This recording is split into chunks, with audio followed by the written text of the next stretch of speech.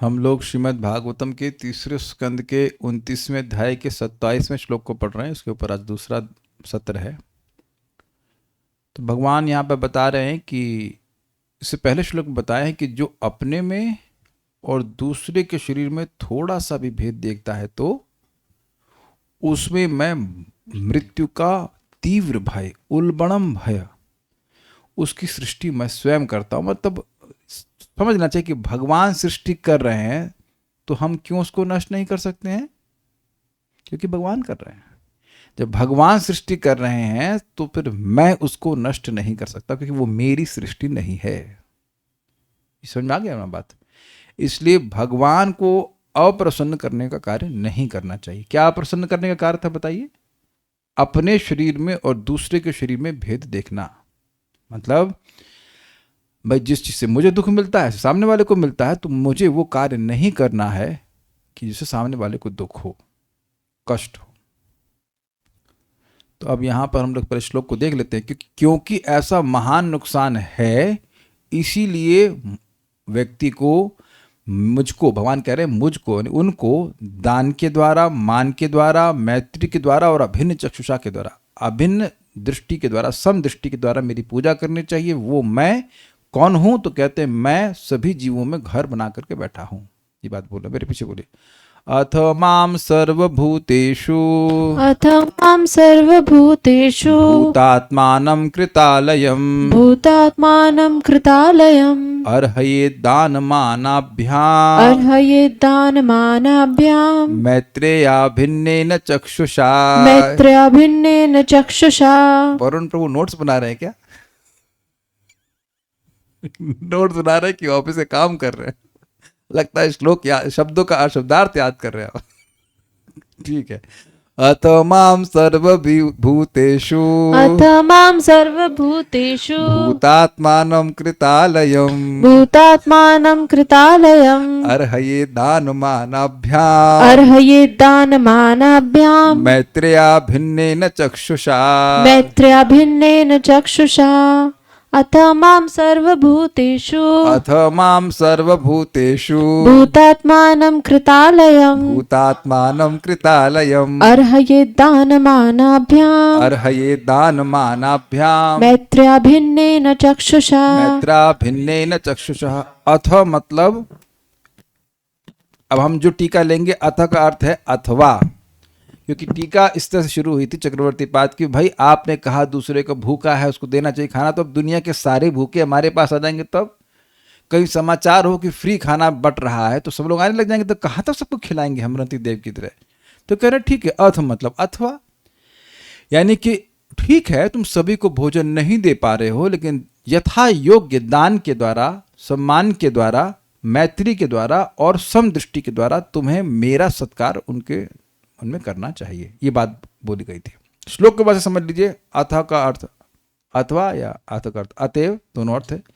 माम मुझको, जो सर्वभूतेषु भूतात्मानम सभी जीवों में परमात्मा के रूप में है, कृत आलयम उनको अपना घर बना लिया है। आलय का दूसरा अर्थ क्या है? आलय का दूसरा अर्थ क्या है? निवास तो हो गया, आलय का दूसरा अर्थ और है छुपा हुआ, दुख आलयम। तो भगवान परमात्मा के रूप में लेकिन दिखाई तो नहीं पड़ रहे हैं, तो सभी जीवों के हृदय में छुपे हुए बैठे हुए हैं। ये भी तो अर्थ ग्रहण कर सकते हैं। अर्थात शास्त्र दृष्टि से समझो कि सभी के हृदय में परमात्मा है। ऐसे नहीं दिख रहा है, लेकिन आपको शास्त्र से सुनकर के स्वीकार करना पड़ेगा सभी के हृदय में परमात्मा है। तो उन परमात्मा को दान के द्वारा, सम्मान के द्वारा, मैत्री के द्वारा और समदृष्टि के द्वारा पूजा करनी चाहिए। यानी कि केवल विग्रह की पूजा ही नहीं करनी चाहिए, भगवान की पूजा विग्रह में भी करनी चाहिए और सभी जीवों के हृदय में भी करनी चाहिए। और अथवा मतलब है कि सबको तुम खाना ना दे पाओ भाई, नहीं दे। कौन व्यक्ति, एक व्यक्ति ऐसा कह सकते सबको खाना दे देगा? संभव ही नहीं ना। आप देखो जितने समाज सेवा भी चल रही है, मानव सेवा भी चल रही है, तो क्या सारे मानवों की सेवा कर लेंगे? आप नहीं मानते हो ऐसा? देखो आप अब एक विचार करो, आप अगर कोई व्यक्ति मान लीजिए मानव सेवा कर रहा है, वेरी गुड, तो क्या आप ये दोष देखेंगे कि वो सारे मानवों की सेवा नहीं कर पा रहा है? ये तो समझ रहे हैं ना, ये तो सेंस बनता है ना इस बात का कि मान लीजिए कोई गायों की सेवा कर रहा है, तो आप उसको अच्छा मानते हो कि नहीं? वो अपने सामर्थ्य से गायों की सेवा कर रहा है। आप ये तो उम्मीद नहीं कर सकते कि वो एको बहुनाम यो विदधाति कामन, अकेला एक जीव सभी जीवों की इच्छा को पूरी कर सकता है, वो तो संभव ही नहीं है। तो भगवान असंभव बात नहीं कर रहे हैं। जितना हमारा सामर्थ्य, हमारा जो एटीट्यूड है वो सहायता का होना चाहिए। और नाम मान लीजिए सहायता कर पाए, नहीं सहायता करने का सामर्थ्य है, लेकिन कम से कम मन में तो भाव होना चाहिए कि काश इसका दुख दूर हो जाता। ये बात है। Is it okay? ये तो कर ही सकते हैं ना कि इनका दुख दूर हो जाता। अब आपके पास कोई आता है, अपना दुख बताता है, तो हमेशा तो हमारा सामर्थ्य नहीं होता कि हम सहायता कर पाए, लेकिन काश इसका दुख दूर हो जाता, ये तो भावना होनी चाहिए ना। एक बात देखिए, अपने लिए भी हमारा भी तो बहुत बार दुख दूर नहीं हो जाता ना, लेकिन कभी हम सोचते हैं कि हमारा दुख बढ़ जाए। क्यों भाई करना मित्रों? ये तो नहीं सोचते कि हमारा दुख बढ़ जाए। श्री कृष्ण उपाध्याय प्रभु जी बताइए, जब किसी के सर में दर्द होता है तो सोचता है काश हमारा दुख बढ़ जाए, तो ऐसा तो नहीं मानता है, तो ये मानता है काश हमारा दुख दूर हो जाता। तो उसी तरह से दूसरे के बारे में सोचे कि काश उसका दुख दूर हो जाता। ये बात है। ये काश तो कर सकते हैं, इसका तो स्कोप है ना। सम्मान तो मन में भी किया जाता है कि नहीं किया जाता है, ये बात भी है। अब उसके बाद पैर मत हिलाइए, बहुत थोड़ा डिस्ट्रैक्शन होता है, प्लीज मत हिलाइए। बात कर रहे थे कहाँ? अब लास्ट लाइन थी जो हम यहाँ पे शुरू में रुके थे, वो था बड़े मजेदार। कोई भूखा व्यक्ति है, वो गाली दे, तिरस्कार करे, फिर भी उसका तिरस्कार करना उचित नहीं है। देखिए एक बात तो है इंपॉर्टेंट, कि वो गाली दे क्यों रहा है वेदवादी? माइक बताइए। भूखा है तो भूखा था। आज सुबह इनको कहीं टेस्ट कराने जाना था, तो आप भूखी थी, तो आप बड़ी पीसफुल थी कि थोड़ा क्रोध आ रहा था? बोलिए, अरे स्वीकार कर लो, आप अकेली तो ना। क्रोध आ रहा था। तो अब आप बहुत अच्छा, आज अच्छा हुआ कि आज सुबह आपको एक्सपीरियंस हुआ। हम सभी लोगों को जब भूखा रहना पड़ता है, अगर एकादशी नहीं है, स्वेच्छा से नहीं कर रहे और कहीं टेस्ट वेस्ट कराना है और भूखा रहना पड़ जाए 11 बजे तक, और हमें खा रहा था दबा कर, स्वाहा स्वाहा कर रहा था अपना, वाह वाह खिचड़ी बड़ी अच्छी बनी है, टाचा हम तो खा रहे हैं, तो गुस्सा आएगा कि नहीं आएगा? कोई गलती नहीं थी किसी की, लेकिन इनको कुछ टेस्ट कराने थे तो उनको भूखा रहना पड़ा। तो अब आप समझिए कि जैसे आपको भूखा रहने पर, आपका मतलब इन्हीं को नहीं बोलना, सभी लोगों को भूखा अगर रखा जाए तो उसे क्रोध आता है, ऐसे ही सभी अन्य जीवों को भी क्रोध आता है। इसलिए अगर वृंदावन में मंकी आपका चश्मा चुरा ले फ्रूटी के लिए, तो आपको गुस्सा नहीं होना है। आप उसे पूछे कभी कि फ्रूटी लोगे, भूखे हो, फ्रूटी चाहिए? क्यों साइंटिस्ट लोग कभी पूछे? हम लोग कभी पूछे नहीं, तो छीन लिया तो काहे गुस्सा हो रहे हैं? अगर हम उसकी सिचुएशन में होते कि सुबह से कुछ खाने को नहीं मिला, तो हम तो हो सकता हो कि क्या क्या कर डालते हैं कि नहीं, चश्मा ही नहीं छीनते, बहुत कुछ छीन लेते। तो ये एक इंटरेस्टिंग बात है कि ये समझे कि व्यक्ति क्यों क्रोधित हो रहा है। ये बेचारा भूखा है इसलिए, तो इसलिए उसको भोजन देना चाहिए, इत्यादि इत्यादि। तो इंटरेस्टिंग है, कह रहे हैं कि किंतु उन्हें अपने से भी अधिक रूप से स्तुति आदि के द्वारा सादर सम्मान करेगा। अब इस बात को थोड़ा समझिए। ये जैसे भगवान वैकुंठनाथ नारायण ने कहा, देखिए ऐसा नहीं है कि भगवान ने ऐसा नहीं किया है। भगवान अपने आचरण से शिक्षा देते हैं। इस श्लोक को हम सुन चुके हैं, और यहां भगवान 4 कुमारों को कह रहे हैं कि जैसे मैं आपको संतुष्ट कर रहा हूं। आप जानते हैं कि जय विजय ने 4 कुमारों को वैकुंठ में जाने से रोका था, तो वो क्रोधित हो गए, उन्हें शाप दे दिया। शाप देने के बाद भगवान भी वहां पर आए। फिर भगवान बड़े प्रेम से 4 कुमारों को, इंग्लिश में कहते हैं पैसिफाई करते हैं, हिंदी में क्या कहेंगे इसको? सांत्वना देते हैं, शांत करते हैं। तो वहां कह रहे ठंडा करते हैं गुस्से को। तो मतलब कहने कि जैसे मैं आप लोगों कर रहा हूं, ऐसे ही कोई और करता है। ब्राह्मण क्रोधित हो गया, लेकिन उनके अपशब्द को सुन करके भी व्यक्ति शांत रहता है। न सिर्फ शांत रहता है, अपितु उनको सांत्वना देता है, उनको शांत करता है, पैसिफाई करता है, क्षमा मांगता है, तो वह व्यक्ति मुझको ही जीत लेता है। ये भगवान का शब्द है। तो इस श्लोक को हम जरा देख लेते हैं कि सुंदर स्वभाव का कितना बड़ा प्रभाव है। ये ब्राह्मणान् मयि धिया क्षिपतोर्चयन्त ये ब्राह्मणान् मयि धिया क्षिपतोर्चयन्त तुष्यद् धृतः स्मितसुधोक्षित पद्मवक्त्राः तुष्यधृतः स्मितसुधोक्षित पद्मवक्त्रः वाण्यानुरागकलयात्मजवद् गृह्णन्तः वर्ण्यानुरागकलयात्मजवद् गृह्णन्तः सम्बोधयन्तहमिवाहम् उपाहृतस्तैः सम्बोधयन्त्यहमिवाहम् उपाहृतस्तैः सम्बोधयन्त्यहमिवाहम् उपाहृतस्तैः सम्बोधयन्त्यहमिवाहम् उपाहृतस्तैः। ठीक है। वृंदावन में भी या ब्रज में भी जब कहीं आप जा रहे हैं और ब्राह्मण होते ही हैं वहाँ पर, क्या कहते हैं, जो ब्रज के ब्राह्मण हैं, और वो कभी गाली दें तब भी मुस्कुरा के जवाब देना चाहिए। ये नहीं कि अरे क्या बोल रहे हैं, ऐसा कर रहे हैं वैसा कर रहे हैं, नहीं। दान भी देना चाहिए और मुस्कुराना चाहिए, झगड़ा नहीं करना चाहिए।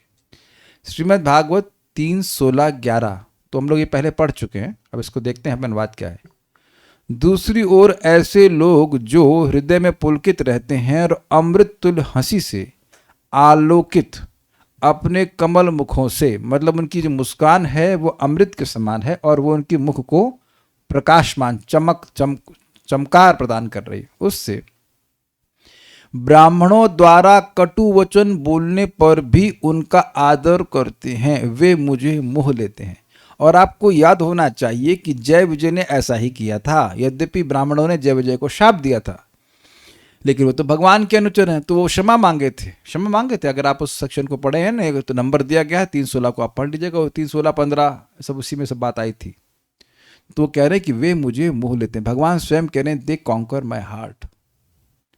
वे ब्राह्मणों को मुझ जैसा ही मानते हैं और प्रिय वचनों से उनकी प्रशंसा करके उन्हें उसी तरह शांत करते हैं जिस तरह पुत्र अपने क्रुद्ध पिता को प्रसन्न करता है, या जैसे मैं कह रही, जैसे मैं तुम लोगों को शांत कर रहा हूं।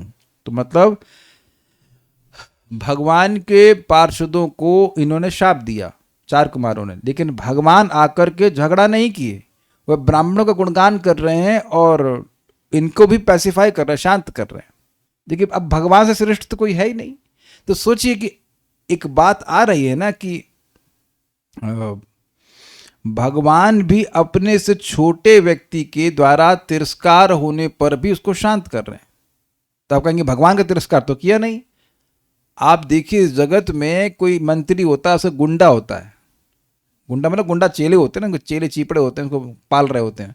उनका कोई पुलिस वाला अपमान करता है तो मंत्री अपना अपमान मान लेते हैं, करते हैं कि नहीं, देखा गया है।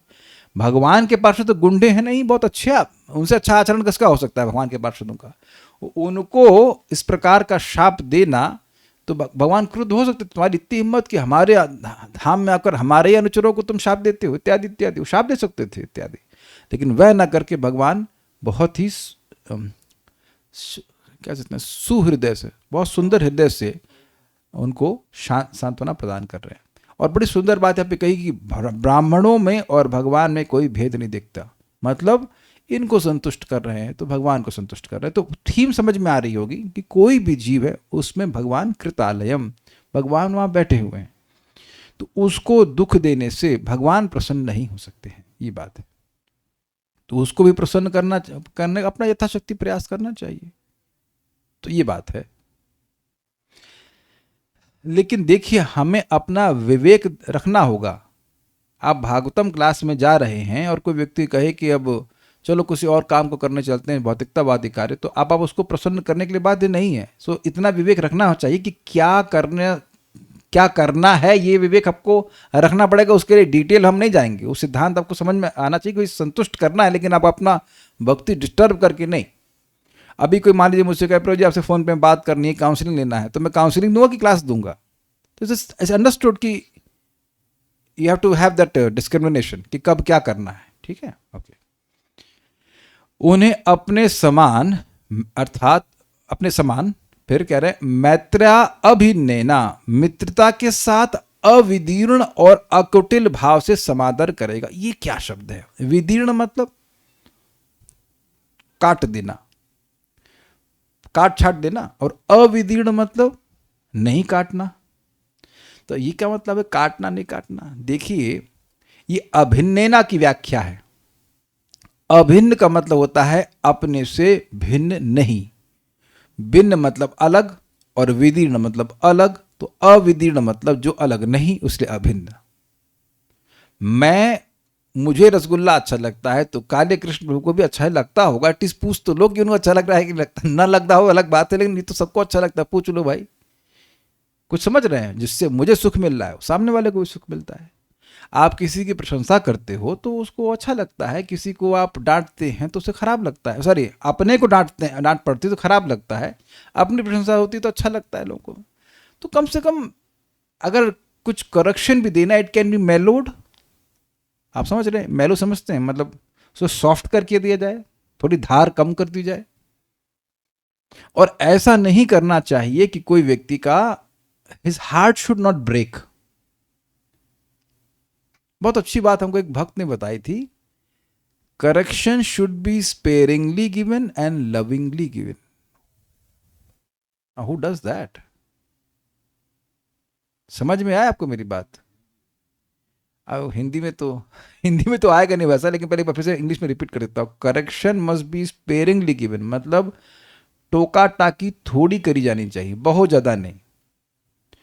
और लविंगली गिवन अर्थात प्रेम से की जानी चाहिए, क्योंकि अगर मन में सौहार्द है तो आप प्रेम से ही बोलेंगे इसको करना, भैया समझ जाओ, ऐसे करना चाहिए, वैसे करना चाहिए। अपना ही फायदा है। जिसको नहीं समझना है वो हमारे चीखने से भी नहीं समझेगा। क्यों भाई, स्वीकार है? जिसको नहीं, क्या वो समझदार को इशारा काफी है, और जो असमझदार है उसको तो आप कुछ भी करते नहीं समझेगा वो।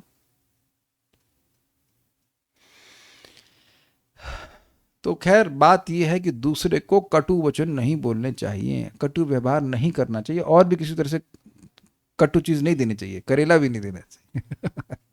अगर काल्या कृष्ण प्रभु नहीं है, अगर उनको करेला पसंद तो उनको कटु भी दे सकते हैं, can he likes it, but normally not, don't do this. अच्छा, दूसरा क्या है? अकुटिल, जिससे मैत्री होती है। सही बताइए आप, जिससे आपकी वास्तविक मित्रता है, क्या उससे कुटिल व्यवहार करना चाहते हैं? कभी किए हैं? वास्तविक, बिजनेस वाली नहीं। तो मित्रता का मतलब है अकुटिल व्यवहार। ठीक है, ये बात हम बोल रहे हैं। तो अकुटिल भाव से समादर करेगा, सम्यक रूप से आदर करेगा। ये एक और अर्थ है कि उन्हें अपने समान समादर करेगा, जैसे वो सम्मान चाहता है वैसे उसको सम्मान देगा। इस सब अर्थ आपको ग्रहण करने होंगे। इस प्रकार निष्कपट व्यवहार करने पर भी, वे क्रुद्ध होने पर भी, उनके अंतर स्थित भगवान किंतु क्रुद्ध नहीं होते, यह भाव है। क्या मतलब है? ऐसा करने पर भी, देखिए कहीं आप ऐसा मत सोच लीजिएगा ये सब व्यवहार हम अपने मित्रों के संग करना है। नहीं, सबके संग करना है। और ऐसा होने पर भी हो सकता है कि सामने वाला खराब व्यवहार करे। देखिए, अगर हम अच्छा व्यवहार करते हैं तो जनरली लोग अच्छा व्यवहार करते हैं, ये होता है।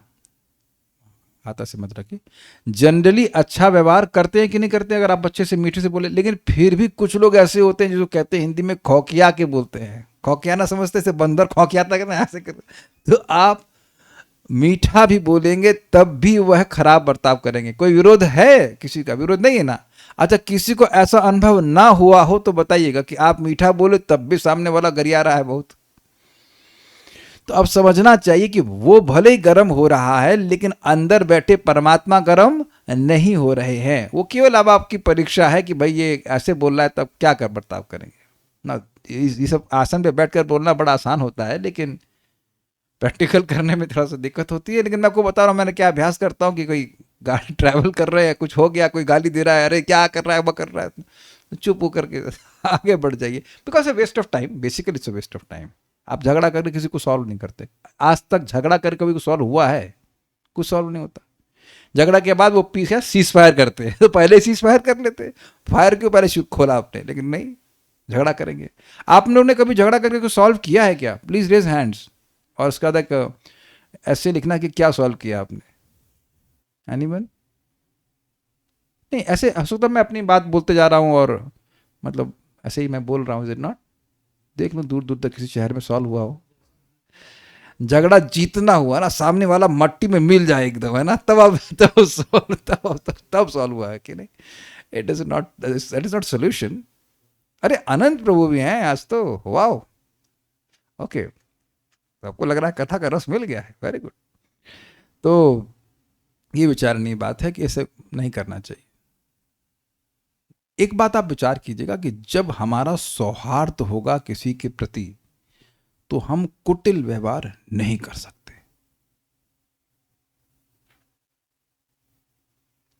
जैसे कोई पेशेंट है, इमेजिन कीजिए, इमेजिन क्या करना, समझने वाली बात है, डॉक्टर हैं ऑपरेशन कर रहे हैं, अब वो व्यक्ति तो पूरी तरह आप पर आश्रित है, आप जान से मार दीजिए, कुछ भी कर लीजिए, लेकिन सौहार्द है तो क्या उसके अंदर वो अपना लॉकेट अपना घोड़ी या कुछ कुछ भी करके वो करेगा? जब बहुत जगह सुना जाता है कि किसी अंग का ऑपरेशन है और साथ साथ दूसरा अंग भी निकाल लिया गिफ्ट में, पता है ना, टूथपेस्ट के संग टूथब्रश फ्री। तो लीवर का ऑपरेशन हो रहा है, कुछ हो रहा है, तो संग हुआ कुछ और भी अंग निकाल लिया, तो किडनी निकाल लीजिए, मान लीजिए एक निकाल ली गिफ्ट मान करके कि ये मेरा गिफ्ट है। सुनते हैं ना सब बात। तो यहां तो उस डॉक्टर का सौहार्द नहीं है, लेकिन जब किसी का सौहार्द होता है तो वह कुटिलता नहीं कर सकता है, यह स्वीकार्य है। तो अकुटिल मतलब सौहार्द, सौहार्द। और ये शब्द ही इतना सुंदर है, ये गुण इतना सुंदर है कि भगवान उसको रिपीट किए अपने संबंध में भी और अपने शुद्ध भक्तों के संबंध में। सुहृद सर्वभूता नाम भगवान अपने लिए भी बोले हैं और अपने शुद्ध भक्तों के लिए भी बोले हैं भगवद गीता में, सुहृद सर्वभूता नाम। सर्वभूता नाम यानी कि जो द्वेष कर रहे हैं उनके प्रति भी सौहार्द है। Is it okay? और अगर वह क्रुद्ध हो तो भी समझना चाहिए कि ऐसा नहीं है कि मतलब कोई कहे अरे आपने तो कहा था कि आपको सम्मान देना है, सबके हृदय में आप हो, तो वो तो गुस्सा हो गया, मतलब आप भी गुस्सा हो गए। नहीं नहीं, मैं गुस्सा नहीं हुआ, भगवान ये कह रहे हैं। भले ही वो व्यक्ति गुस्सा हो गया लेकिन मैं गुस्सा नहीं हुआ, परमात्मा गुस्सा नहीं होते। याद है ना, मैंने एक बार आप लोगों को मैंने बताया था कि मैं महाराज जी को पूछा कि कभी कभी हमसे जो सीनियर भक्त हैं वो वैसा व्यवहार करते हैं कि सम्मान देने का मन नहीं करता है, तो महाराज मुझको डांट लगाए कि तू सम्मान देता किसको है? तो ओ हाँ, सम्मान तो भगवान को देना था, कि भगवान भी गड़बड़ हो गए। तो आप देखिए कभी कभी, या जैसे हम अकेले होते हैं तो हमारी बुद्धि शास्त्र की सुनी हुई बात को भी सुनना नहीं चाहती है। सुनाई पड़ रहा मैंने क्या कहा? मुझे पता है कि हम सम्मान भगवान को देते हैं या जीवात्मा को भी देते हैं, लेकिन ना तो हम जीवात्मा को देख रहे हैं और ना भगवान को देख रहे हैं, हम तो उसके देह के आचरण को देख रहे हैं, देह से जो भी वो आचरण कर रहा है या बुद्धि के द्वारा जो कुछ भी कर रहा है। तो he doesn't know what is speaking, what is behaving. और बात छूट गई थी, क्या भगवान ने भृगु मुनि के कंसेप्ट के प्रसंग में क्या आचरण करके नहीं दिखाया? हम यहाँ पे इस कथा को बताएंगे, हमको बहुत अच्छी लगती है कथा, बहुत अच्छी लगती है कथा। एक बार शायद सरस्वती नदी की बात है, सरस्वती नदी के तट पर ऋषि मुनियों की सभा हुई और ये डिस्कशन हो रहा था कि कौन भगवान है। तो भृगु मुनि को चुना गया कि भाई कौन भगवान है, आप जाके टेस्ट करके, और 3 ही कंटेंडर हैं इसमें, ब्रह्मा जी, शिव जी और विष्णु जी, भगवान विष्णु। तो ब्रह्मा जी के पास गए और ब्रह्मा जी के भृगु मुनि क्या हैं? बेटे हैं, पुत्र हैं। तो बेटे को पिताजी को देख कर प्रणाम करना चाहिए, स्तुति करनी चाहिए, और स्पेशली अगर पिताजी ब्रह्मा जी जैसे हो एटलीस्ट, है कि नहीं? तो अब ब्रह्मा जी के सामने आके खड़े हो गए, वो न कुछ बोले ना कुछ प्रणाम किया। तो ब्रह्मा जी को क्रोध आ गया। पहले तो प्रसन्न हुए कि लड़का आया है, लेकिन क्रोध आ गया, ये कैसा है, इसने ये क्या कहाँ सीख किया कि पिताजी को प्रणाम भी नहीं किया, ना पाँव छुए, ना स्तुति करी, ना नमस्कार किया, नमस्ते भी नहीं किया। आपने सुना है बचपन में, तुम्हारा आपका लड़का तो नमस्ते भी नहीं करता है, रास्ते में देखता है, तो दैट इज बैड कल्चर। ये सुना होगा ना, नमस्ते भी मतलब कम से कम उसको तो पाँव छूना चाहिए, लेकिन नमस्ते भी नहीं करता है। तो ऐसा उन्होंने वाणी से, मतलब कुछ बोले नहीं, मन से अपराध किया। भाई मन में सम्मान होगा तो वाणी से कुछ बोलेंगे यार, पाँव छुएंगे इत्यादि, कुछ भी करेंगे। तो अब वह अपने आंखों में आए हुए क्रोध को रोक तो ली, लेकिन सॉरी, क्रोध तो रोक लिए, वाणी में नहीं गाली दिए, लेकिन आंख में इनके क्रोध आ गया। तो भृगु जी समझ गए कि नहीं, ये भगवान नहीं हो सकते, इनको तो सम्मान की अपेक्षा है। फिर गए शिव जी के पास। शिव जी से क्या संबंध है? ये भाई हैं, शिव जी बड़े भाई हैं। शिव जी के बाद भृगु आदि की सृष्टि हुई ना, तो ये छोटा भाई आया, तो छोटे भाई को देखकर कितना देखिए सौहार्द होता है। तो शिव जी आए, गले लगाने के लिए आ गए, तो एक दूसरे छी छी छी, कितना गंदा रहता है, पिशाच जैसा आचरण करते हो, हमेशा वो भस्म लगाए रहते हो, हम मैं इतना पवित्र ब्राह्मण हूं, मुझे तुमने अपवित्र कर दिया इत्यादि। अब यहाँ वाणी से भी अपराध की, तो शिव जी इतना क्रोधित हो गए कि त्रिशूल लेके मारने दौड़े। तो तुरंत पार्वती जी उनके पांव पकड़ने, अरे छोड़ दीजिए छोड़ दीजिए, ब्राह्मण है, आपका भाई है, कोई बात नहीं। तब जाकर बचे। तो भृगु जी वहां समझ गए कि नहीं, ये भी भगवान नहीं, इनको भी सम्मान की अपेक्षा है। लेकिन अब जब भगवान विष्णु के पास जाते हैं, तो भगवान विष्णु उस समय उनका, भगवान विष्णु का सर था, भगवान नहीं, सर था, सर माता लक्ष्मी जी की गोद में था, यही था, है ना, यही था। यानी कि अंतःपुर में थे। अब इसे बेडरूम तो नहीं कह सकते, बट अंतःपुर मतलब इसे प्लेस ऑफ सिक्लूजन से कहना चाहिए। तो वहां किसी को जाने का अधिकार नहीं। लेकिन भृगु मुनि दंदनाते हुए आए, भगवान को प्रणाम नहीं की। देखिए ये अपराध है, भगवान को सामने जाना, विग्रह के सामने जाना, प्रणाम नहीं करना अपराध होता है। और भगवान के साक्षात सामने जाना, विग्रह के सामने जाना, प्रणाम नहीं करना अपराध है। तो एक अपराध हुआ। उसके बाद गाली देने लगे, कारण शाही, शेष शाही, ये शाही शाही हमेशा सोता ही रहता है, वाणी से अपराध किया। और जा करके छाती पर लात मारती, शरीर से अपराध किया। तो भगवान तुरंत खड़े हो गए और उसके बाद भगवान भृगु मुनि के चरण को सहलाने लगे कि हमको क्षमा कर दीजिएगा, मेरी छाती बड़ी कठोर है और आपका पांव इतना सॉफ्ट है, मुझे आपको पांव को कष्ट हुआ होगा, मुझे पता नहीं था कि आप आ रहे हैं।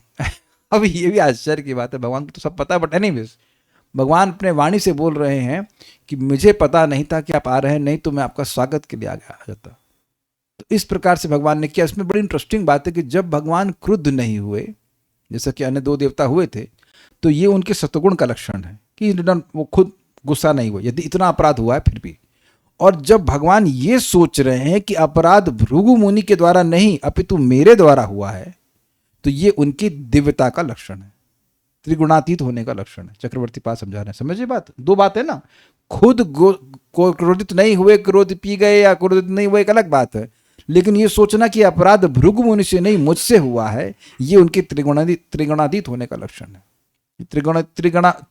निर्गुण गुण है, मतलब निर्गुण अवस्था का गुण है, ये कह लीजिए, ट्रांसेंडेंटल क्वालिटी।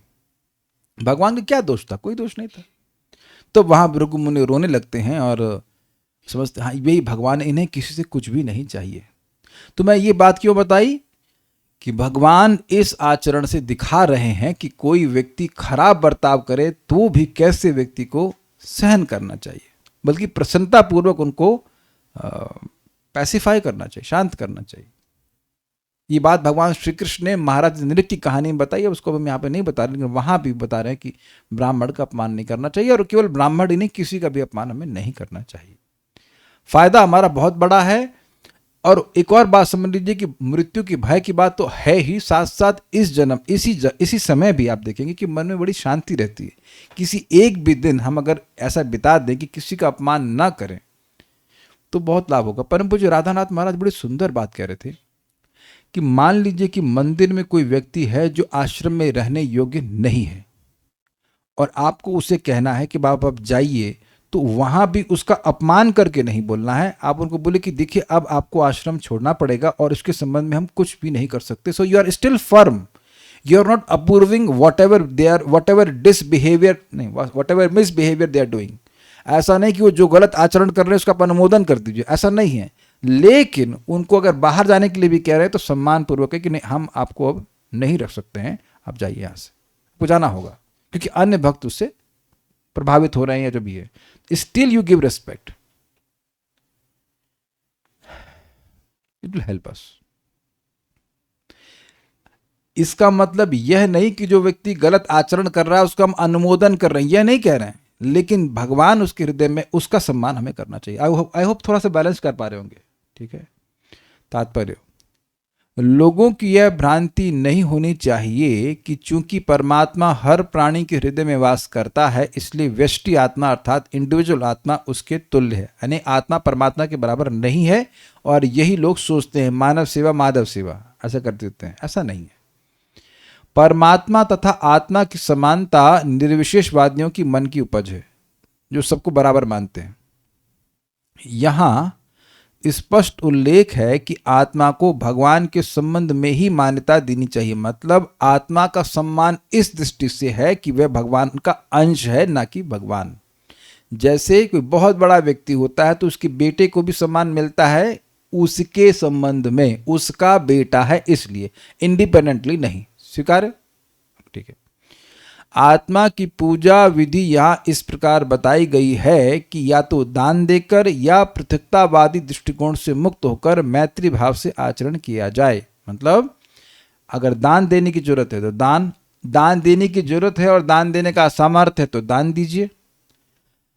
दान देने का सामर्थ्य नहीं है तो पृथकतावादी दृष्टिकोण से मुक्त होकर मैत्री भाव से आचरण करना चाहिए। पृथकता उसका मतलब समझा दिया था मैंने आपको कि जैसे मेरा कष्ट है ऐसे उसका भी कष्ट है।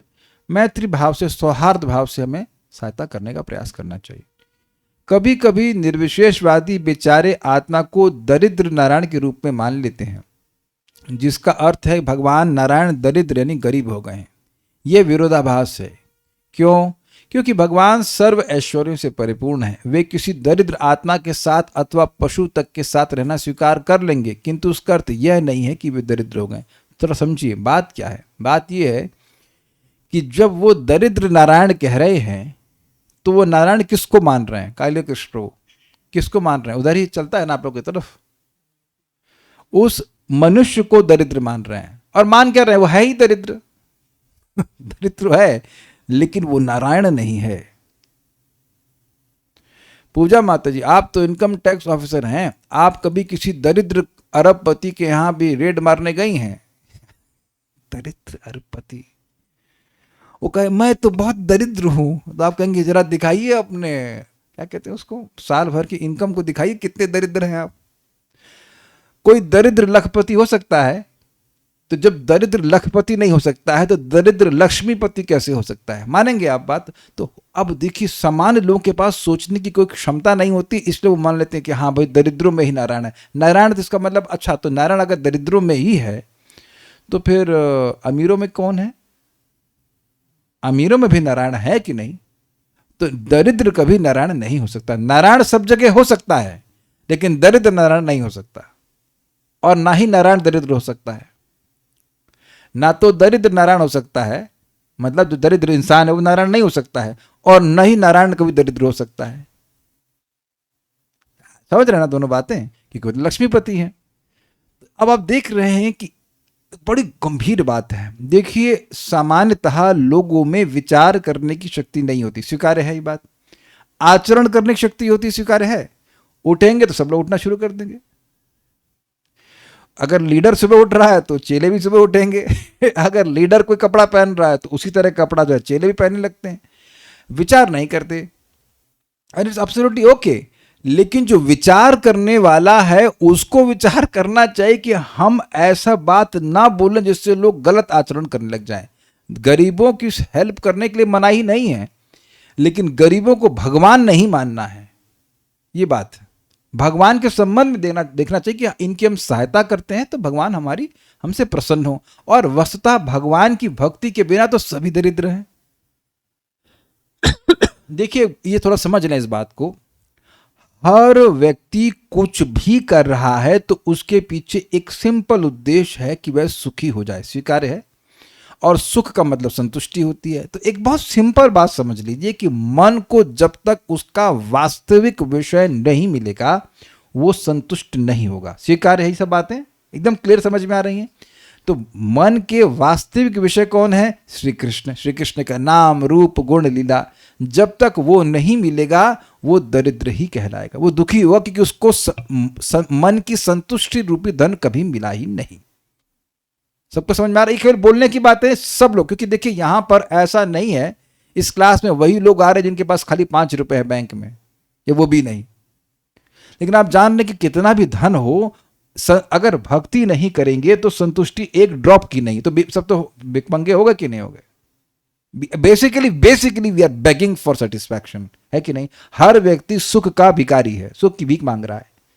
तो उस दृष्टि से सभी लोग दरिद्र हैं, लेकिन हम सभी लोगों को भगवान की भक्ति से कनेक्ट करने का प्रयास करना चाहिए, तब वो संतुष्टि का अनुभव करते हैं। ये बात है। तो इस तरह से भगवान को हम संतुष्ट कर सकते हैं। लेकिन भगवान दरिद्र नहीं हो सकते। वे किसी दरिद्र आत्मा ये बात क्लियर होगी कि किसी भी जीव में भगवान रहते हैं, चाहे वो दरिद्र हो चाहे पैसे वाला हो, लेकिन भगवान कभी दरिद्र नहीं हो जाते। यहां पर संस्कृत के दो शब्द आए हैं, मान तथा दान। मान श्रेष्ठ का सूचक है और दान उसको बताता है जो दान देता है या किसी कनिष्ठ पर दया दिखाता है। समझ में आ गया? सम्मान अपने से श्रेष्ठ व्यक्ति को दिया जाता है और दान अपने से कनिष्ठ व्यक्ति को दिया जाता है। एक इंटरेस्टिंग बात है, एक बहुत अच्छी बात मुझे याद आ रही थी, मैं उसको बताए बिना आगे नहीं बढ़ूंगा। हम लोगों को अधिकार से श्रेष्ठ का, अधिकार से ऊपर कार्य करने का प्रयास नहीं करना चाहिए। वो नम्रता नहीं होती, वो चीटिंग होती है। हमको अपने से सभी लोग श्रेष्ठ दिखते हैं क्या? क्यों भाई, आपको सब लोग अपने से श्रेष्ठ दिखते हैं क्या? क्यों राधिका रमन प्रभु, सॉरी राधा रमन प्रभु, आप लोग नाम कंफ्यूज हो जाता हूं। क्या राधिका प्रभु आपको सब लोग अपने से श्रेष्ठ दिखते हैं? नहीं दिखते। This is very good. अगर हम, अच्छा, आप ये भी नहीं देखे होगा कि आप अपने आप को सबसे श्रेष्ठ देखते हो, ये भी नहीं दिखाई पड़ रहा है। Honesty, humility is honesty. बहुत अच्छी बात हमको बता रहा हूं, बहुत अच्छी बात, पर महाराज ने सुना है, बहुत सुंदर बात। आप सभी लोग क्या ये देखने में सामर्थ्य रखते हैं कि आपसे भी कोई श्रेष्ठ है, आपके भी मित्र, आपके समान भी कोई है, आपसे निम्नतर भी कोई है और द्वेषी भी कोई है? I think it's very very easy to accept it. सब कुछ दिखाई पड़ता है ना। तो यानी कि ये स्वीकार करना कि मैं उत्तम अधिकारी भैया नहीं हूं, पहले स्वीकार करो मैं उत्तम अधिकारी नहीं हूं, ठीक है? वो लोग बोल दें आपको आप उत्तम अधिकारी, उससे कोई मतलब नहीं है, आप नहीं है, मतलब अपने पहले स्वीकार लिया हम नहीं है। एक, और मैं किस लेवल पर कार्य कर सकता हूं इजीली, मध्यम पे हम काम कर सकते हैं, we can work, it is very workable for us. ये मानना कि मैं सबसे श्रेष्ठ हूं विल बी वेरी पेनफुल, क्योंकि कोई ना कोई व्यक्ति हमको दिख जाएगा जो हमसे श्रेष्ठ होगा, है कि नहीं? तो वो तो डेंजर जोन है, वो तो बहुत ही खराब है, वो तो हम लोग को करना ही नहीं है। अब आप देख सकते हैं कि मध्यम लेवल पे कार्य किया जा सकता है कि नहीं किया सकता है। आप देखिए, ऐसा कोई कॉम्प्लिकेटेड नहीं, अगर आप थोड़ा सा भी विवेक लगाए तो कर सकते हैं। तो यथा युग, जिसको सम्मान देने की जरूरत है सम्मान दे, जिसको दान देने की जरूरत है उसको दान दे। दान का मतलब केवल वस्तु ही नहीं होता है, दान के मतलब जो उसकी आवश्यकता हो। जैसे यहां भक्तों की आवश्यकता इस समय यह है कि इस श्लोक को समझें, ना कि मैं लोगों को पेपरमेंट बांटूं, मतलब वट कुछ भी है। It's not for you don't expect prasadam from me, है कि नहीं? आप लोग आए इतनी दूर से, मान लीजिए जो भक्त यहां से आए हैं, और मैं सब लोगों को फूल सुंगा दूं बस, क्लास नहीं होगा। नहीं दिया तो आपको दान दिया ना। यहां तक कि भगवान का प्रसाद देकर भी मैं आपको लौटा दूं तो आप असंतुष्ट जाएंगे कि नहीं? ये हमेशा ध्यान रखना कि दान उस चीज का दिया जाना चाहिए जिसकी जरूरत हो। नहीं जरूरत है तो दिए जा रहे हैं, उससे कोई संतुष्टि नहीं होती है। आप समझ रहे हैं ना बात? आप लोग से कभी नहीं हुआ कोई व्यक्ति आप लोग माता जानती हैं, वो कहीं कुछ फंक्शन होता है तो साड़ी पकड़ा दी जाती है, सस्ती वाली जो होती है, और नाम हो गया कि हाँ भाई गिफ्ट हो गया। आप first of all you don't need, और उसके बाद जबरदस्ती पकड़ा दी जाती है। तो ये फॉर्मेलिटी नहीं करनी चाहिए। देखने का ये सामर्थ्य होना चाहिए कि उसको क्या चाहिए। आप इस बात को प्लीज समझ जाइए, ये बहुत सूत्र है, बहुत सिंपल सूत्र है। Sometimes you have to give something very simple. चीजें बहुत सिंपल देनी होती है और हम सोचते हैं कि बहुत बड़ा कार्य करना होता है। संतुष्ट करने के लिए यथा कालम यथा काम, उस वैष्णव की, उस भक्त की क्या जरूरत है, उस व्यक्ति की क्या जरूरत है। अरे हम लोग देखो, बहुत लोग तो सेवा कर नहीं पाते, हमारा तो जोन ही वैष्णवों का है। तो वैष्णव कोई भी है, नाम जप कर रहा है, भक्ति कर रहा है, बहुत बढ़िया, मतलब भाग्यवान व्यक्ति, बहुत इंपॉर्टेंट व्यक्ति, तो उसकी जो आवश्यकता है अगर वाजिब है, सही है, तो हमारा विवेक होना चाहिए और हमें देने का प्रयास करना चाहिए। That will only help us. ठीक है? अगर आप ऐसे सोचिए कि भगवान उसको हमारे पास लाए हैं ताकि हमें उसकी सेवा करने के द्वारा भगवान का आशीर्वाद प्राप्त हो। क्या ये लैंग्वेज समझ में आई? क्या ये समझ में आया आपको? हम उपकार नहीं कर रहे हैं, भगवान गीता में बोल चुके हैं, दीयते अनुपकारणे दातव्यम इति यद दानम दीयते अनुपकारणे। मेरा कर्तव्य है दान देना, मेरा हृदय शुद्ध होगा, भगवान प्रसन्न होगा इस भावना से। और अनुपकार, मैं कोई उपकार नहीं कर रहा हूं, मैं लाया ही क्या था जो मैं किसी को क्या दे रहा हूं? कुछ भी नहीं। तो जो कुछ भी ये भगवान ने दिया है और वो व्यक्ति सामने आया है, मुझसे कुछ मांग रहा है या मुझसे कुछ अपेक्षा कर रहा है, तो मैं अगर उसको दूंगा, वो संतुष्ट होगा, तो वो संतुष्टि कहाँ से रिफ्लेक्ट हो रही? भगवान से। भगवान संतुष्ट हुए और भगवान संतुष्ट हुए तो फिर क्या बचा? फिर तो आशीर्वाद ही मिला। उम्मीद है कि समझ में आ गई होगी बात।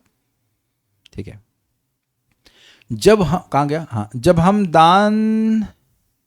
हम भगवान को ऐसा निम्न व्यक्ति नहीं मान सकते जो हमारे दान पर आश्रित हो। जब हम दान देते हैं तो सदैव अपने से निम्न भौतिक या आर्थिक अवस्था वाले को देते हैं। दान कभी धनी व्यक्ति को नहीं दिया जाता, उसे गिफ्ट दे सकते हैं बट नॉट दान। इसी प्रकार, लेकिन एक बात बताइए, फिर ये दीपदान क्यों होता है? ये कोई उत्तर है किसी के पास? अब हमारा प्रश्न है, इसका उत्तर हमारे पास अभी है नहीं, इस समय तो नहीं सोच पा रहा हूं। भगवान तो श्रेष्ठ व्यक्ति हैं और आप लोगों ने अधिक मास में तो दीपदान किया ही होगा, या कार्तिक में, या रोज ही करते हैं, तो इसका कोई उत्तर है किसी के पास? ये तो प्रश्न इंटरेस्टिंग है। भगवान तो श्रेष्ठ व्यक्ति हैं, सर्वश्रेष्ठ हैं, उनको आप दीपदान कैसे कर सकते हैं? वाई दिस कॉल्ड दीपदान? आपको मिल रहा है, माइक बताइए। नहीं, बेनिफिट आपको मिल रहा है दान का, ठीक है, लेकिन ये तो देखो, दान का तो बेनिफिट मिलता है प्रभु जी, लेकिन दान तो निम्नतर व्यक्ति को दिया जाता है ना, अपने से निम्नतर। तो दीपमान कह सकते हैं, लेकिन दीपदान क्यों कह रहे? इसका उत्तर मेरे पास अभी नहीं है। हम पहले भी जब सुने थे शब्द तो मैं सोच रहा था कि भगवान को दान, कुछ बात भगवान गीता में कहते हैं, यद करोषि यद अश्नासी यद जुहोसी ददासी यद तपस्वी कौन्तेय तत् कुरुष मदर्पणम। मुझको अर्पण करके दान करो। तो मैंने किसी को दान कर रहे हो तो समझते हुए कि भाई भगवान इससे आप प्रसन्न हैं, ये बात समझ में आती है, लेकिन भगवान को दान कैसे करें? एक और बात है कि हाँ भाई, पत्रम पुष्पम फलम तो युमे भक्तिया प्रयच्छति देता है, लेकिन देखिए, देना इज नॉट दान। आप किसी को कुछ दे रहे हैं तो हमेशा दान नहीं होता है। अमीर व्यक्ति है, कोई बहुत धनाढ्य व्यक्ति है, तो उसको आप कुछ दे रहे हैं तो दान तो नहीं दे रहे ना, उसको गिफ्ट दे सकते हैं लेकिन दान नहीं, उसको दान तो नहीं कहेंगे। मैं देखिए, मैं ये नहीं कह रहा हूं कि अमीर व्यक्ति को कुछ दे नहीं सकते।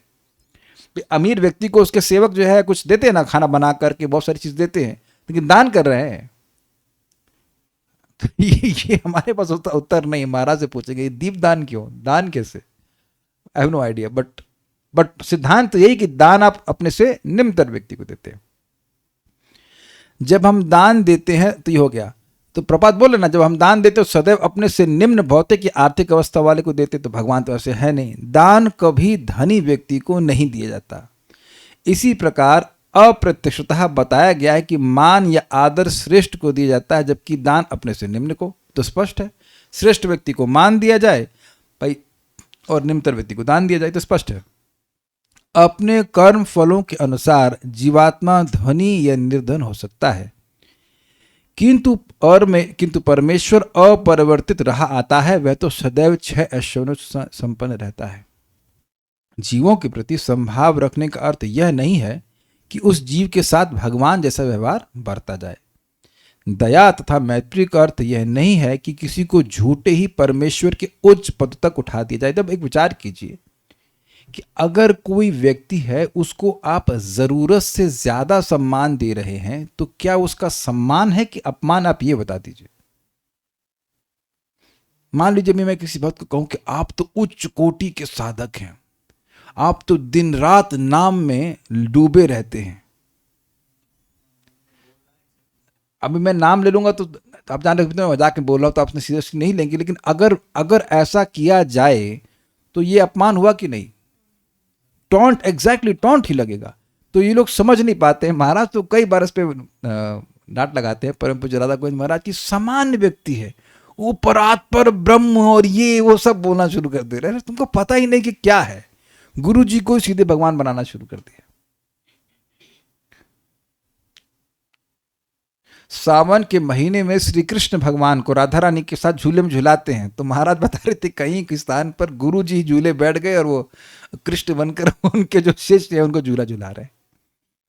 ये सब अपमान है, ये अपमान है। महाराज इस पे बहुत सुंदर बात कहते हैं कि कोई कुत्ता है और उसके गले में टांग दीजिए भारत का प्रधानमंत्री, तो यही उसका मंत्रित्व होगा कि जहां जाएगा स्थान स्थान पर जाकर के वो मलमूत्र त्याग करेगा। यही ना उसका मंत्रित्व है। कितना बड़ा अपमान होगा प्रधानमंत्री शब्द के प्रति भी और उस कुत्ते का तो अपमान क्या होगा, लेकिन है ना, अपमान ही हुआ ना। तो ऐसे किसी को भी भगवान नहीं कह देना चाहिए। किंतु साथ ही हमें इस भ्रम में भी नहीं पड़ना चाहिए कि शूकर जैसे पशु के हृदय में स्थित परमात्मा तथा एक विद्वान ब्राह्मण के हृदय में स्थित परमात्मा भिन्न भिन्न है। ठीक है, तो स्पष्ट है। सब लोग परमात्मा नहीं है, भगवान नहीं है, लेकिन सभी में परमात्मा है। सिंपल सी बात है। सभी जीवों में स्थित परमात्मा एक ही परमेश्वर है। अपनी सर्वशक्तिमत्ता से भगवान कहीं भी रह सकता है और कहीं भी वैकुंठ लोक जैसी परिस्थिति उत्पन्न कर सकता है ना। This is very nice, very very nice. कहीं भी का मतलब बेंगलोर से लेकर हैदराबाद से आसाम से लेकर जम्मू कश्मीर और गुजरात और सब जगह। यानी जब व्यक्ति भगवान की आज्ञा के अनुसार चलेगा तो वो अपने जीवन में देखेगा कि कुंठा चिंता समाप्त हो गई है, अगर वह भगवान के अनुसार चलेगा। जैसे इस श्लोक में हम इस दो श्लोकों में सुन रहे हैं कि जो सम्मान नहीं करेगा, अब भगवान उसके हृदय में मृत्यु का उल्बण भय, तीव्र भय की निर्माण कर देंगे। भय एक्चुअली एक आर्टिफिशियल सृष्टि है, ठीक है।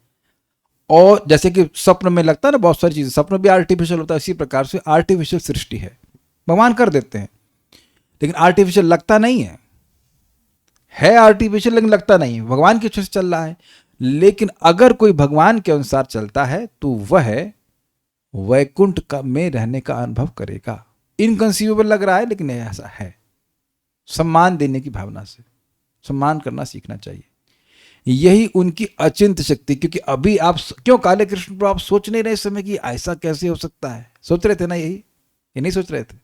आपके एक्सप्रेशन से मुझे यही लग रहा था कि ऐसे कैसे हो सकता है, इस जगत में कैसे वैकुंठ का निर्माण कर सकते हैं। लेकिन देखिए यही प्रपात कह रहे हैं अगले लाइन में, यही उनकी अचिंत शक्ति है जो हमारे चिंतन की शक्ति से परे है। तो अब हमें करना क्या है? हमारे चिंतन में क्या करना है? सम्मान देना, सम्मान देना। और देखिए आप में से कोई ये नहीं कह सकता है कि हर दिन आपसे सब लोग खराब ही बर्ताव कर रहे हैं। हर व्यक्ति ऐसा हो रहा है कि हर व्यक्ति हर समय आपसे बस जो आ रहा है गाली दे के चला जा रहा है, ऐसा तो नहीं कर रहा है। तो इतनी बड़ी परीक्षा भी नहीं ली जा रही है कि नहीं? अतः जब नारायण एक शूकर के हृदय में वास करता है तो वह शूकर नारायण नहीं बन जाता, वह तो वैकुंठी स्थिति में ही रहते हैं। वह शूकर की देह से अप्रभावित रहकर सदैव नारायण बना रहता है। तो हम लोग बेसिकली क्या श्लोक से सीख रहे हैं कि व्यक्ति को सम्मान देना सीखना चाहिए और इसके द्वारा भगवान का आशीर्वाद उसको प्राप्त होता है। सम्मान, दान, मैत्री और समदृष्टि ये देखनी चाहिए। कुटिल मतलब नहीं समझ पाया। कुटिल मतलब होता है टेढ़ा व्यवहार, सोच रहा है कुछ, बोल रहा है कुछ, इत्यादि इत्यादि। आप लोग एकदम इस बात को अनुभव करते हैं कि जब आप किसी से मिलते हैं जिससे आपके प्रति बहुत अफेक्शन है तो हृदय में एकदम सरल व्यवहार होता है कि नहीं? और कुटिल व्यवहार करने का अनुभव किसको नहीं है वो हाथ खड़ा करे कि मन में कुछ सोच रहे हैं और बोल कुछ रहे हैं। बहुत छोटा बच्चा होता है तो भले ही वो ना करे, लेकिन जैसे बड़े हो जाते हैं तो व्यक्ति मैच्योर हो जाता है। मैच्योर होना समझ रहे हैं? वो बोल कुछ रहा होता है और अंदर से वो कुछ और सोच रहा होता है। We learn to hide our feelings, है कि नहीं? तो प्रयास करना चाहिए इससे बचे। I don't think there are any questions. कोई प्रश्न है किसी का? नहीं। So stop here. Shrimad Bhagavatam की जय, श्रीधर प्रभुपाद की जय। कोई प्रश्न आ ही गया? अच्छा, जैसे हम किसी सीनियर वैष्णव को प्रणाम करते हैं तो वो भी वापस लेट के प्रणाम करते हैं, लेट के। तो सम्मान तो अपने से उच्च भक्त का होना चाहिए, हमारे लिए उन्हें दयावान होना चाहिए। क्या ये उनका हम्बल एटीट्यूड शो करता है? मतलब प्रश्न अगर मैं समझ पा रहा हूं कि आप किसी सीनियर भक्त को प्रणाम करते हैं तो उन्हें वो भी प्रणाम कर लेते हैं, तो उन्हें तो हमें क्या करना चाहिए था? तो वो क्यों कर रहे हैं? गलत कर रहे हैं, उन्हें तो दयावान होना चाहिए। गलत कर रहे हैं, हम सम्मान क्यों कर रहे हैं? अब देखिए प्रभुपाद जी के गुरु महाराज का ये बारे में प्रसिद्ध है, श्रील भक्ति सिद्धांत ठाकुर जी, उन्हें कोई भी प्रणाम करता था तो वो खुद तुरंत प्रणाम करते थे दास उसमें, सुना है ना, प्रसिद्ध बात है। तो इसलिए उनके जो शिष्य थे, मैंने सुना ऐसा कि पीछे से छुप के उनको प्रणाम करते। तो अगर कोई भक्त प्रणाम का बदले में प्रणाम कर रहा है तो उसकी दया है। और एक और बात है कि मान लीजिए कि वो प्रणाम नहीं कर पा रहा है या नहीं कर रहा है, तो इसका मतलब ये नहीं कि उसका अहंकार है। मैं आपको समझाता हूं। देखिए आगे आप सुनेंगे 4 स्कंद में, दक्ष ससुर हैं शिव जी के, लेकिन तत्व की दृष्टि से बहुत कम है। दक्ष जीवात्मा और शिव जी का तत्व, शिव जी का तत्व तो अलग ही है स्टेट में। तो दक्ष एंट्री किए किसी यज्ञ में, या उन्हीं के द्वारा ऑर्गेनाइज था, किसी के द्वारा था हमको याद नहीं आ रहा, उन्हीं की तरह था, जो भी रहा, नहीं उनके द्वारा था, हमको क्लियर नहीं याद आ रहा, लेकिन कहीं कोई यज्ञ था, जो भी हो। और भगवान शिव बैठे हुए हैं, तो वो बाकी लोग खड़े हो गए दक्ष के सम्मान में, ये खड़े नहीं शिव जी। तो वो गाली देने लगा शिव जी को कि ऐसा है वैसा है, हम बोलना नहीं चाहते, जब भागवत पढ़ाएंगे तभी बोलेंगे। तो अब वो ये नहीं समझ पा रहा है कि भगवान शिव तो सभी जीवों को सम्मान दे ही रहे, वो परमहंस अवस्था में है, परमहंस वैष्णव है। तो वो तो सबको तुम्हारे सम्मान देने से पहले सम्मान दे दिया, और वो ये नहीं जान रहे कि सम्मान व्यक्ति को नहीं भगवान को दी जाता है। तो वो तो हृदय में भगवान का स्मरण कर रहे हैं, और भगवान को सर्वत्र देखकर उस वह सम्मान दे ही रहे हैं, और गाली देना शुरू कर दिया। तो यह भी आप ये नहीं कह सकते हैं कि कोई भक्त है आपको प्रणाम नहीं किए तो वह नम्र नहीं है। That is one point. और हम लोग का कर्तव्य है कि हमें कोई प्रणाम करे तो हमें प्रणाम का उत्तर वापस दे देना चाहिए, क्या दिक्कत है? अच्छा ही है, थोड़ा सा वजन भी कम हो जाएगा अभिमान का और पेट का तो। बट कभी कभी होता है कि आप प्रणाम का उत्तर नहीं भी दे पाते हैं, मान लीजिए गाड़ी पे हैं या चल रहे हैं तो नहीं दे पाते हैं, तो एटलीस्ट हाथ जोड़ करके कर लेते हैं। हमने देखा है परम पूज्य वृंदावन चंद महाराज को आप प्रणाम करेंगे, हमेशा महाराज अनुमोदन करते हैं, अनलेस कोई और बात है, हमेशा महाराज हाथ जोड़ करके, या ऐसे ही कभी तो ऐसे ऐसे कर एक्नॉलेजेस, ऐसा नहीं कि एकदम आगे निकल जाए, देखे ही नहीं, ऐसा नहीं करना चाहिए, ये चीज़ ठीक नहीं है। क्योंकि देखिए जो आपसे जूनियर है वो सही में वो एक्सपेक्ट ये नहीं कर रहा है कि आप उसे प्रणाम करें, ये नहीं कर रहा ना, वो कुछ अनुमोदन, कुछ ब्लेसिंग है, कोई ठीक है ना ऐसा भी बोल दे, then also he feels happy कि हाँ हमारे सीनियर ने ऐसा अनुमोदन किया। तो व्यक्ति को इस प्रकार से तो करना चाहिए। वो अफेक्शन, बेसिकली जो जूनियर्स हैं वो अफेक्शन की अपेक्षा करते हैं, तो उतना तो करना ही चाहिए, है ना, नहीं तो हार्ट वॉच ड्राइव जाएगी। क्या दरिद्र में नारायण नहीं होते? कृपया फिर से समझा दीजिए प्रभु जी। भगवान तो सब में वास करते हैं ना प्रभु जी। देखिए समझने का प्रयास कीजिए, दरिद्र में नारायण होते हैं, दरिद्र में भी होते हैं और हर जगह भी होते हैं, लेकिन दरिद्र नारायण नहीं होते हैं, ये बात समझे। वही मैंने पूछा ना, दरिद्र करोड़पति इधर है नहीं शायद, पूजा माता चली गई। हाँ पूजा माता जी, जब आप रेड मारने जाती होंगी कभी इनकम टैक्स, तो ये बोलते नहीं मैं तो बहुत दरिद्र हूँ, मैं तो बहुत दरिद्र हूँ, मेरे पास तो है ना, यही बोलते होंगे इज इट नॉट, मेरे पास तो कुछ नहीं है तो आप मानेंगे कि दरिद्र है इतना बड़ा, मैं तो बस कुछ नहीं, 5-6 बंगले हैं, ज्यादा कुछ नहीं, मैं दरिद्र हूँ आपको पता है कुछ लोग ऐसे होते हैं पैसे वाले जो जानबूझ करके बोरी वोरी पहन लेते हैं ताकि लगे कि हम तो कुछ नहीं कमाते। तो देखिए, तो उस पॉइंट यह है कि दरिद्र कभी लखपति नहीं हो सकता, तो उसी तरह से नारायण कभी दरिद्र नहीं हो सकते और दरिद्र कभी नारायण नहीं हो सकता, ये बात बोली जा रही। लेकिन भगवान सभी में है, यानी कि भगवान के स्नेह के पात्र सभी हैं, ये बात बोली जा रही थी। सब जगह भगवान हैं साथ में। Okay, so will stop now. Shrimad Bhagavatam की जय, श्रील प्रभुपाद की जय, ताई गौर प्रेमानंदे।